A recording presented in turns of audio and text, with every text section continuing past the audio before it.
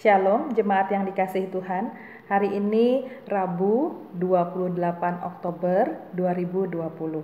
Kita akan merenungkan firman Tuhan dari Ibrani pasal 12 ayat 12 sampai dengan 16. Singkirkanlah akar pahit itu. Jemaat yang dikasihi Tuhan, pada umumnya setiap orang tidak suka dan tidak nyaman dengan rasa pahit. Tiap orang cenderung menyukai yang manis. Demikian juga dalam kehidupan beriman. Kita tidak menyukai dan tidak nyaman dengan kepahitan. Namun kepahitan dapat muncul tanpa kita undang. Beratnya pergumulan hidup, besarnya badai masalah, kesulitan-kesulitan yang melilit kehidupan dapat menimbulkan dan menumbuhkan kepahitan berakar, bertumbuh, berkembang, dan berbuah.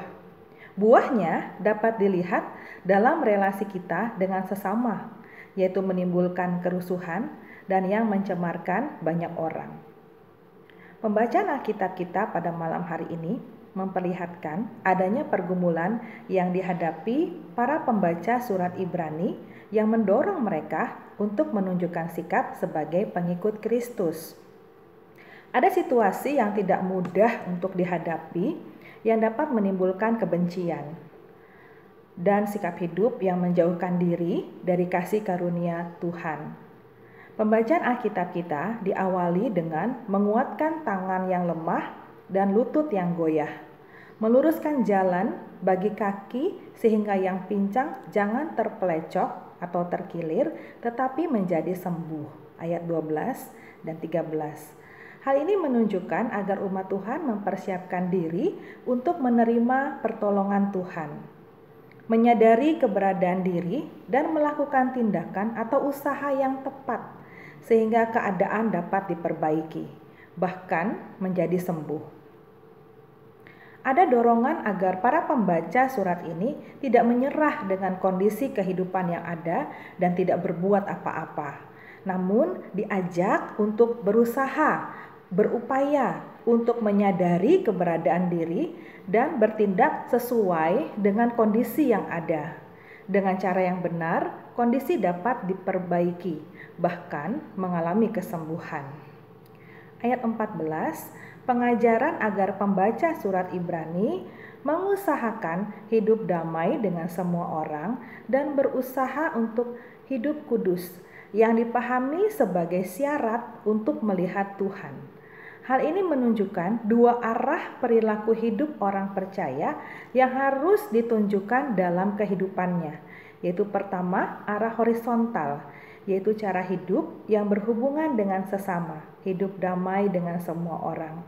Dan yang kedua arah vertikal, yaitu dalam hubungan dengan Tuhan, hidup dalam kekudusan. Dengan demikian, untuk melihat Tuhan diperlukan dua arah ini, yaitu hidup kudus dan hidup dalam perdamaian dengan semua orang. Agar umat Tuhan tetap hidup dalam kekudusan dan perdamaian dengan semua orang, maka ayat 15 memberikan penegasan agar jangan ada seorang pun menjauhkan diri dari kasih karunia Tuhan, sehingga tidak menimbulkan kepahitan yang akan membuat kerusuhan dan mencemarkan banyak orang.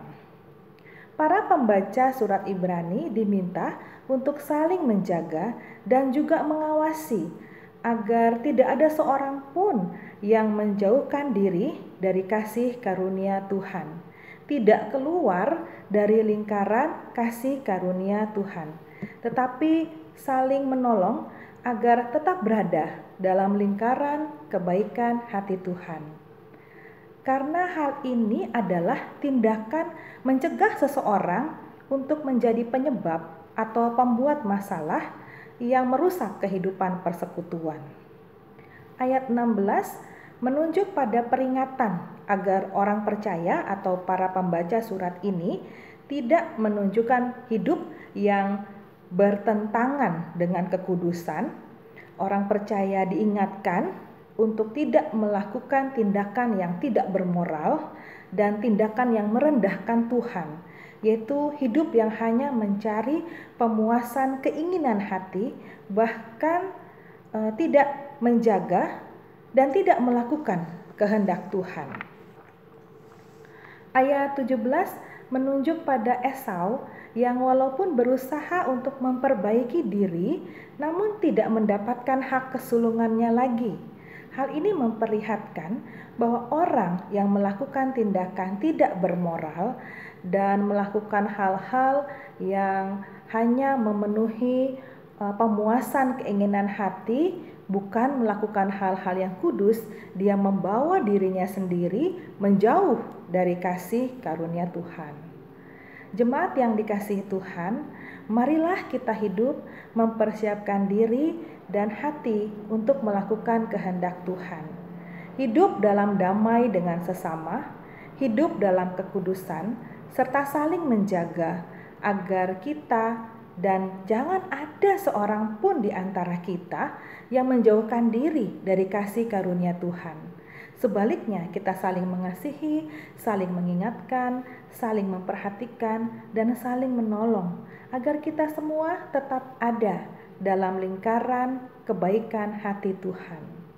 Sehingga kepahitan tidak berakar dalam kehidupan dan persekutuan kita. Mari menjaga hidup untuk menghormati Tuhan dan taat melakukan kehendak Tuhan agar kita tidak menjauhkan diri dari kasih karunia Tuhan. Hidup memang penuh dengan tantangan dan pergumulan, namun Allah yang setia dan penuh dengan segala kemurahan dan kebaikan itu tetap menyertai, mendampingi, bahkan memberkati kehidupan kita. Jemaat yang dikasihi Tuhan, Tuhan memberikan kita kekuatan untuk menjadi pelaku firman Tuhan yang setia. Tuhan Yesus memberkati. Amin.